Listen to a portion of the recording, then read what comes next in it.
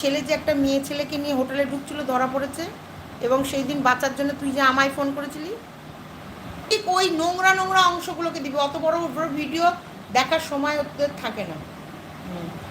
ওর না, ওর অত বড়, ওর অত বড় মানে জাহাজের মতো ছেঁদা দেখে জ্বলছি। অত তোর অত বড় জাহাজের মতো ছেঁদা, তো এই এরম করে ফাঁক করে আছিস, ছাদাটা দেখে জ্বলছি। অনেক বড় ছেঁদা। ওই ভাবছি কি কীভাবে ওর ভেতরে ঢুকলে আমি বেরোবো কী করে, ওই জন্য জ্বলছি। সেই গাড়ি নিয়ে যায় না, ওইসব জিনিসগুলো ঢুকে যায়।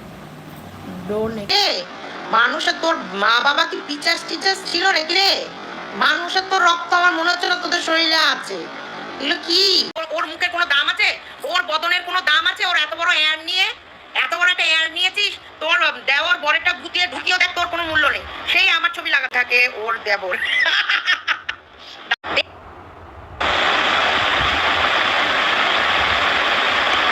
কি বাজে ভিডিও করছে হাতি। আচ্ছা দিদি, কালনাতে ওই ঝুলন্তর বর কিনা নিয়ে দেবরকে নিয়ে এসেছিল, গেছিল, সবাই তো ভেবেছিল ওর বর। দেবর দেবর, ও তো বলে ওর দেবর, মানে বর দিয়ে দিয়েছে, বলছে নে আমি চালাতে পারছি না, এই যে বর ওকে দিয়েছে, দেবর। দেবর যে দেবর ওকে দুবেলা গুতায়। হ্যাঁ, পারফেক্ট তোর জন্য। এত দিন ধরে তোর মানে চুপ করেছিলাম, তোর নামটা গাদিত্রী, একদম পারফেক্ট নাম। তোর ছেঁড়া তোর মুখে মুতে দিয়ে বেরিয়ে যাবে। বসে থাক, ছেলের সঙ্গে কি শুস নাকি? সোজা করে না, তাহলে ওর ছেলের সাথে শোয়। কিরে, তোর বাড়ির থেকে যখন তোর বর আর দেওর বেরিয়ে যায়, ছেলের সঙ্গে শোয়ার কামনা